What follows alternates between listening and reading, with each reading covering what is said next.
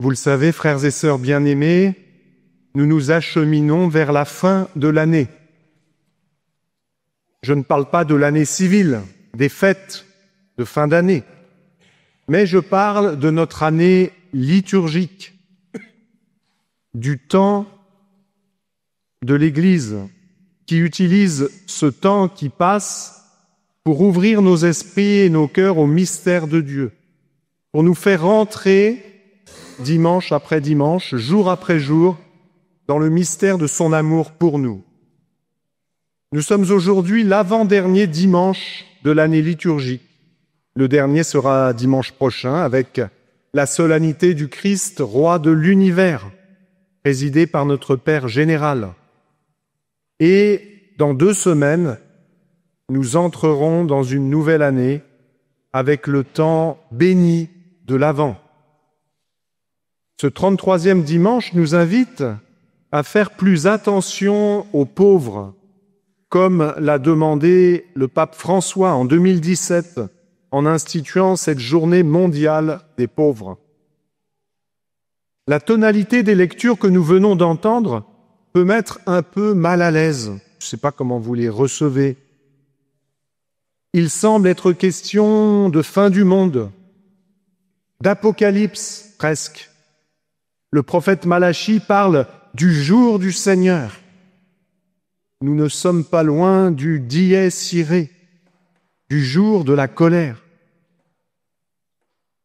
Mais regardons de plus près, car notre Dieu n'est pas un épouvantail, il n'est pas un prophète de malheur qui chercherait à nous effrayer, à nous faire vivre dans la peur. C'est d'ailleurs même tout le contraire.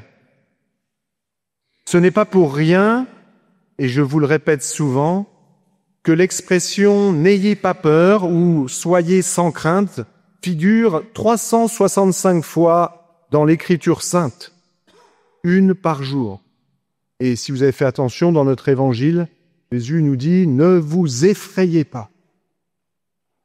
Oui, la crainte ne va pas avec l'amour. On n'a pas peur de celui ou de celle qu'on aime. Eh bien justement, le Seigneur cherche plutôt à nous rassurer, mais à nous rassurer de la bonne manière, c'est-à-dire en nous disant la vérité.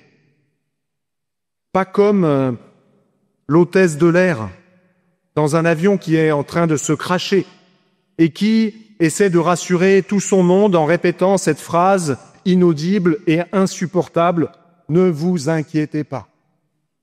Le Seigneur, lui, nous aime. Il tient à nous. Il veut notre bien. Le message d'aujourd'hui, certes difficile à entendre, qu'il nous laisse, est pour nous avertir. Si tu continues dans cette direction, tu vas te perdre, car le chemin que tu suis mène à une impasse, pire, à un précipice.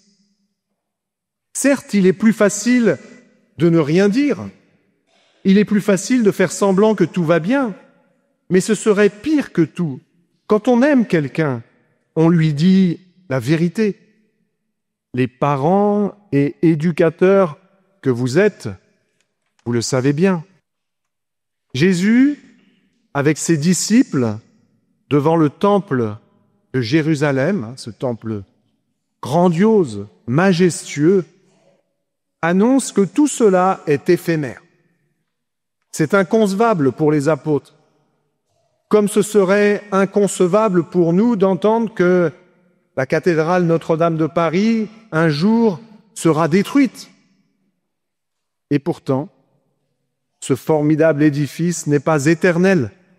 Un jour, oui, un jour, il s'écroulera. L'éternité et l'immortalité ne se rencontrent pas sur la terre.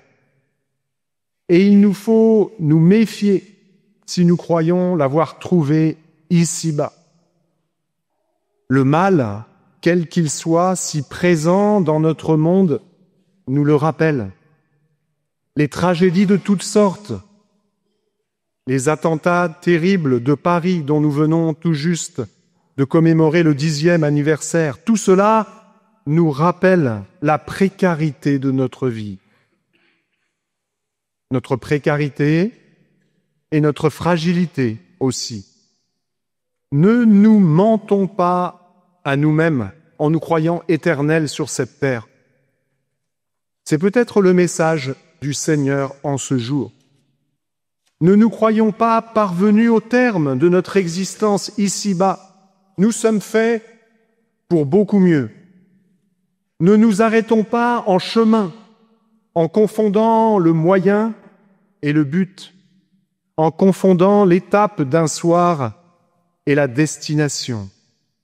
Nous sommes faits pour le ciel, là où régnera la justice.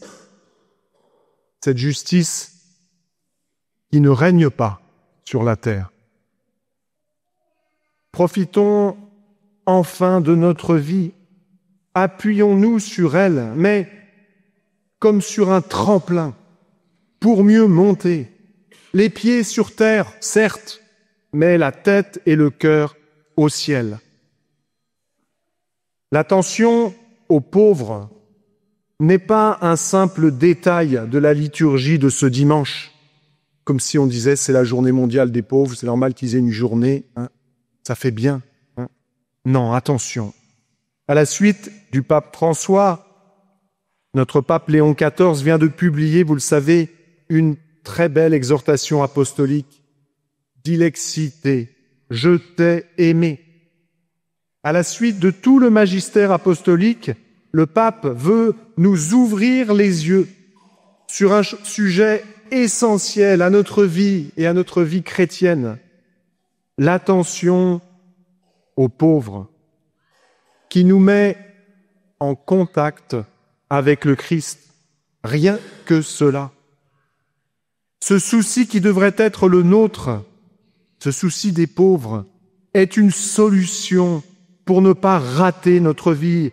C'est un remède pour ne pas passer à côté de notre existence. Alors, ce matin, acceptons de nous poser la question.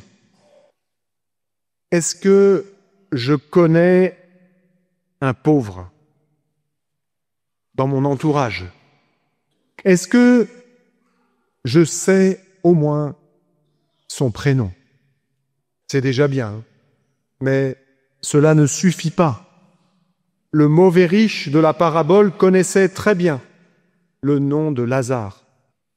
Dernière question donc, qu'est-ce que je fais pour lui, concrètement? Qu'est-ce que je vis avec lui? Je sais que vous êtes généreux, mais que chacun accepte de se poser la question ce matin. Saint Vincent de Paul lui-même était effaré en réalisant, alors qu'il fréquentait beaucoup la cour de France, il était effaré de constater qu'il ne connaissait plus le visage d'un pauvre, qu'il n'était plus capable de nommer le nom d'un pauvre. On ne peut certes aider tout le monde, c'est vrai, mais attention de ne pas nous réfugier derrière ce poncif pour n'aider personne.